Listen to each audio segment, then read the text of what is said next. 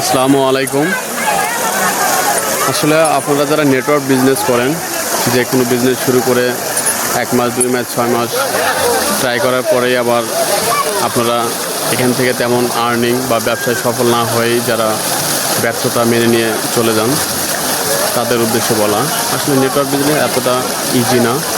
Network বিজনেসের সফলতার definition আসলে নাই, আবার যদি বলি সংজ্ঞাও অনেক। তার মধ্যে যারা সফল হয়েছেন তাদের মতে বিষয়টা এরকম যে আপনি যে বিজনেসটা শুরু করেছেন সেই সফলতা পেতে গেলে নেটওয়ার্ক বিজনেসে প্রথমত আপনি যখন দেখবেন যে আপনার বাবা মা আপনার কাছে দূরে চলে যাচ্ছে, সফলতার তখন প্রথম ধাপ।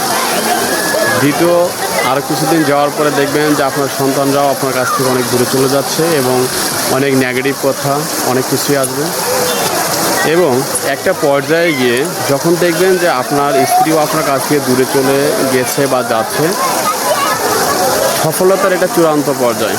এই সময়টুকু আপনি যদি আপনার ফ্যামিলি মেনটেন করে ধৈর্য ধরে সঠিক সময় সঠিক প্লেসে সঠিকভাবে ডিসিশন মেক করে আপনারা আগাইতে পারেন, তাহলে অবশ্যই ইনশাআল্লাহ আপনি সফলতা পাবেন।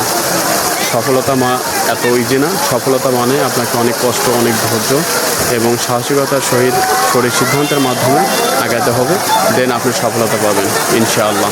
আমরাও নেটওয়ার্ক বিজনেসে সফল হব ইনশাআল্লাহ এবং বিটেক কমিউনিকেশন অফিসি এর মাধ্যমে আমরা সারা বিশ্বে সফলদের মধ্যে একজন হব।